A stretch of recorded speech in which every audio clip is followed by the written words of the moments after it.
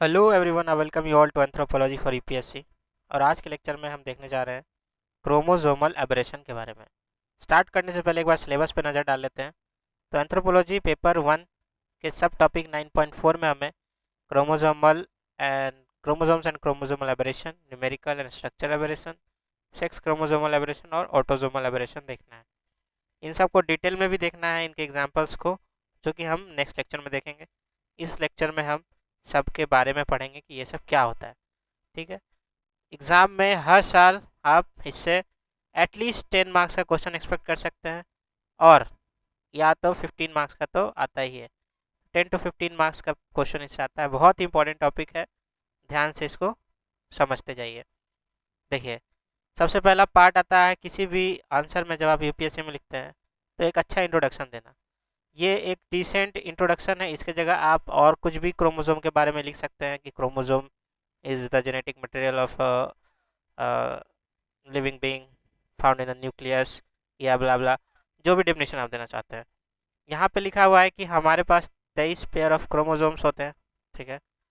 22 pair plus X Y males में और 22 pair plus X X females में। This is the normal condition of chromosomes in humans. But इससे कई बार departure भी देखा गया है, इससे अलग भी पाया जाता है। तो इन तरह के डिपार्चर्स को हम क्रोमोसोमल एबरेशन कहते हैं। ठीक है। ये दो टाइप के होते हैं, स्ट्रक्चरल एंड न्यूमेरिकल। एक बार मैं आपको इस डायग्राम के थ्रू समझा देता हूँ कि कौन से दो टाइप होते हैं। देखिए, बेसिकली दो टाइप होता है, स्ट्रक्चरल और न्यूमेरिकल। तो स्ट्रक्चरल जो होता है वो फर्दर 4 टाइप का होता है: डिलीशन, डुप्लीकेशन, इन्वर्जन और ट्रांसलोकेशन। इन सब के भी एक एक दो दो टाइप होते हैं। इतना डिटेल में हमें नहीं जाना है, हमें बस ये 4 जो है वो लिख कर आना है, क्योंकि always there is a time crunch. और 10 मार्क्स में अगर क्वेश्चन आता है तो आपको 2 पेज में ही लिखना होता है आंसर। अगर आप इन सब को भी डिफाइन करते चलिएगा तो आप बहुत देर हो जाएगी। और फिर यूप्लॉइडी और एनएप्लॉइडी न्यूमेरिकल के दो सब टाइप्स हैं। ठीक है। इन सब को हम अभी आगे लेक्चर में देखेंगे। चलिए, तो इसको भी देख लिया जाए, इसको साइड कर देते हैं।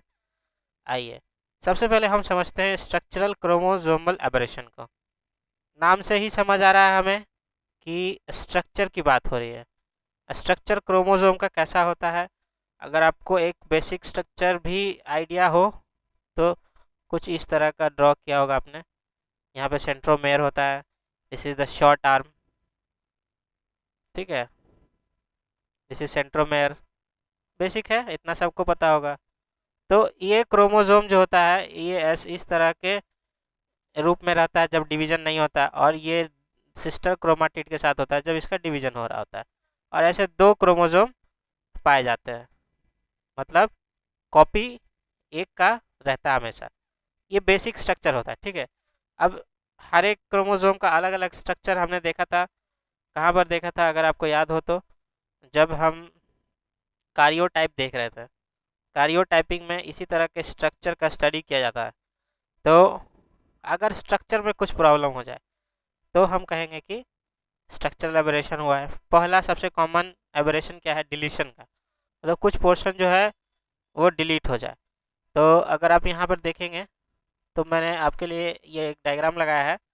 Suppose we represent a chromosome through this straight single line, this is centromere. तो ए बी सी डी इतने सेक्शन में हमने इसे बांट दिया आई तक। ठीक है।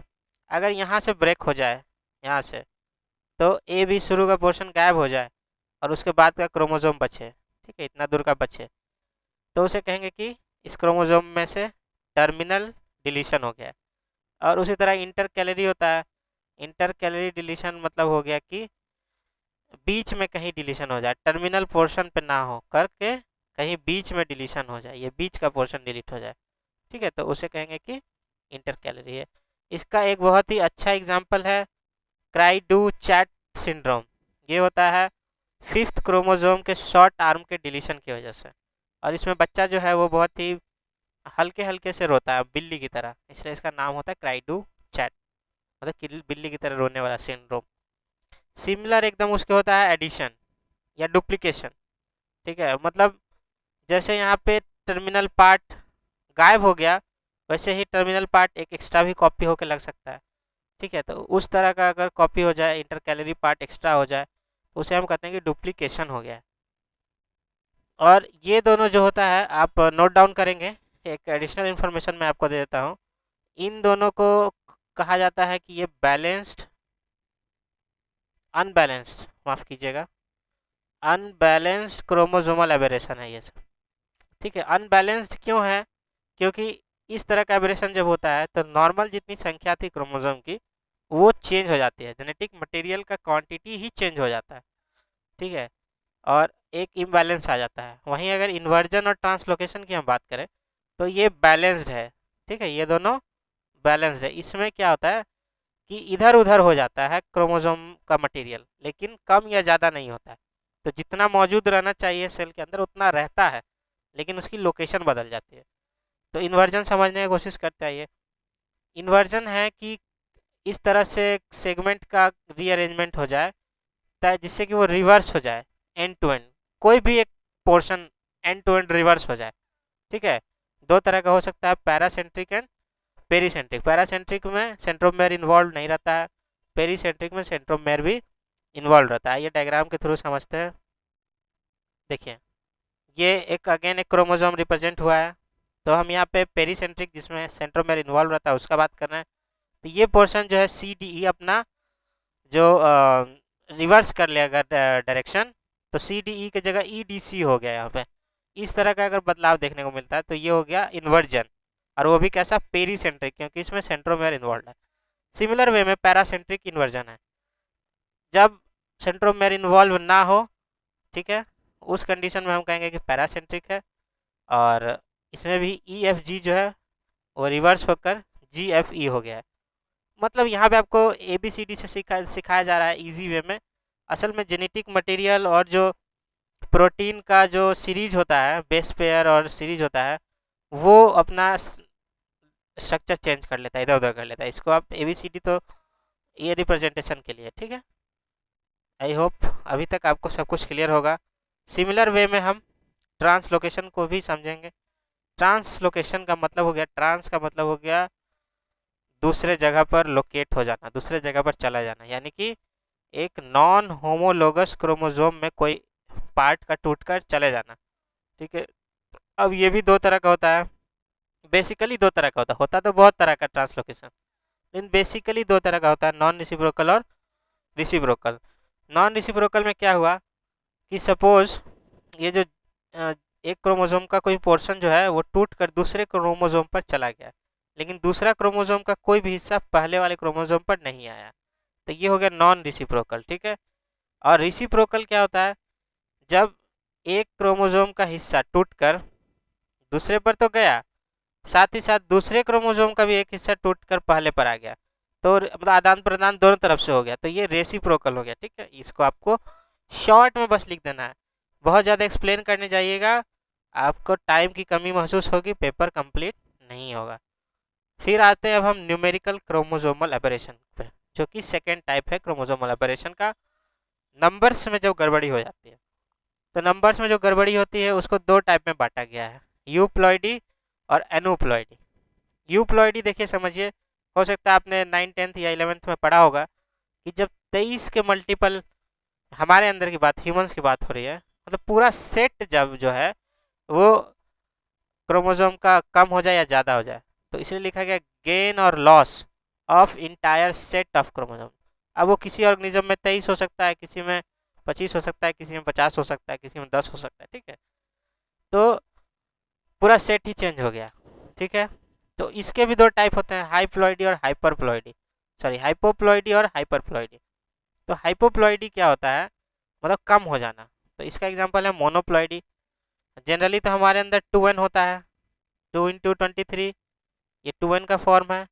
अब इसमें से 23 माइनस हो जाएगा, एक सेट माइनस हो जाएगा, तो हमारे पास सिर्फ 23 बचेगा, तो ये हो गया मोनोप्लॉइडी। 46 की जगह 23 हो गया।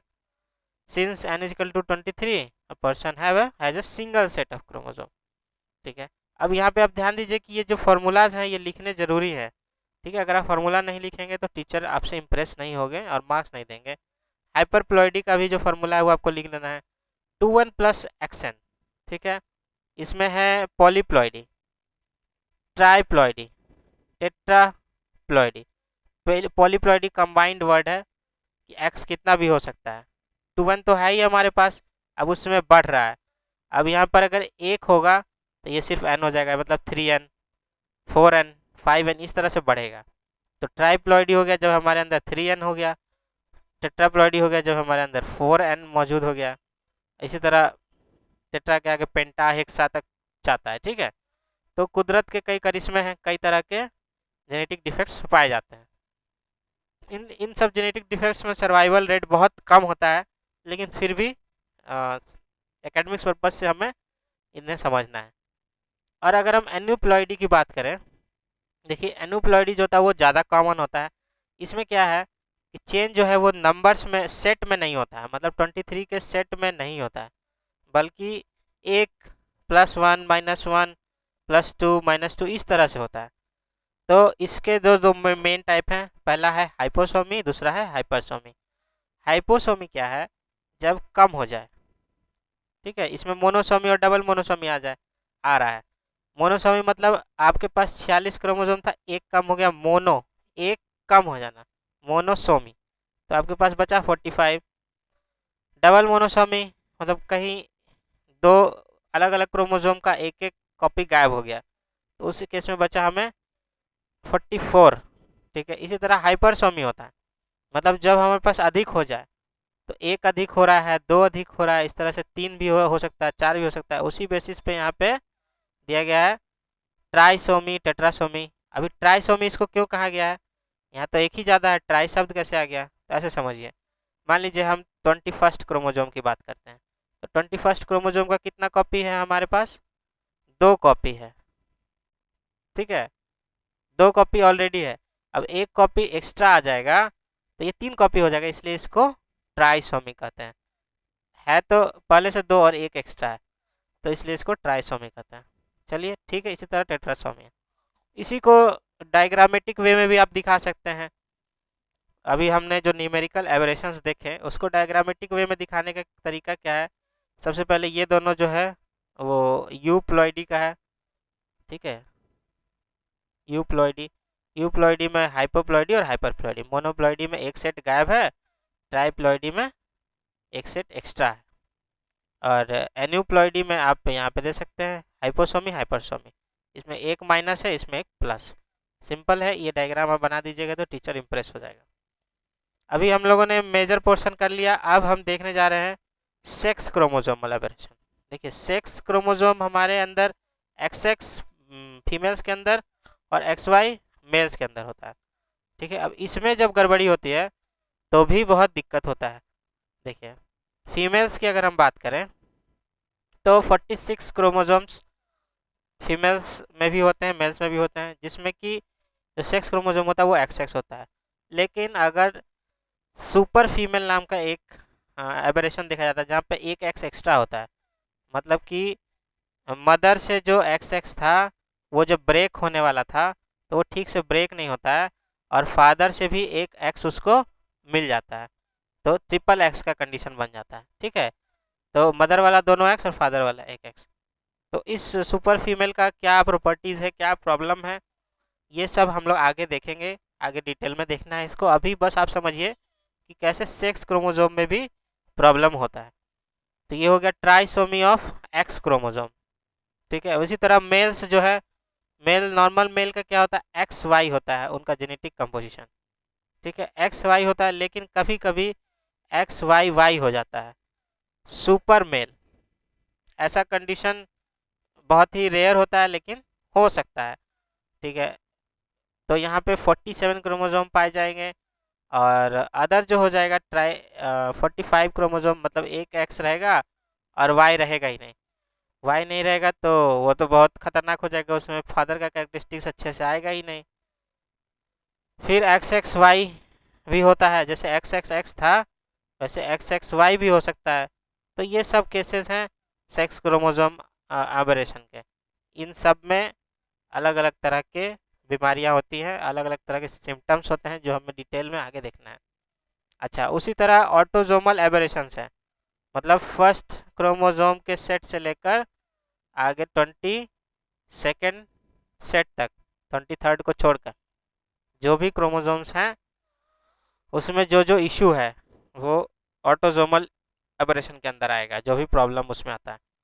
तो इसके एग्जांपल्स हैं डाउन सिंड्रोम, फिर पटाउस सिंड्रोम, एडवर्ड सिंड्रोम, आगे ऐसे बहुत सारे भी एग्जांपल हैं।